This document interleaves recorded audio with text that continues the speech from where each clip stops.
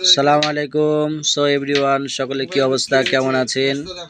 এই দেখেন, আমরা গাছ লাগিয়েছিলাম তরমুজ গাছ, তার তরমুজ হয়েছে মাশাআল্লাহ, খুবই সুন্দর আর খেতেও সেই সুস্বাদ, কারণ নিজের হাতে তৈরি করা গাছ থেকে আমরা আজকে তরমুজ খেলাম। তরমুজটা দেখতেও মাশাআল্লাহ খুবই সুন্দর লাগছে, আর কাটার পরেও মাশাআল্লাহ মাশাআল্লাহ কি বলবো, এতটাই সুন্দর, এতটাই ভিতরে লাল হয়ে আছে, আপনারা দেখলেই বুঝতে পারবেন। তা আল্লাহর কুদরত প্রচুর, আল্লাহর অনেক অশেষ কুদরত দিয়ে। এই তরমুজ কোথায় পালেন আপনি? দেখতে পাচ্ছেন, দেখেন আপনারা সেই গাছ না, সেই পানি দিতাম গাছে, সেই গাছের তরমুজ। আরে বাহ, মেয়ের ভাই আপনি কি খাচ্ছেন?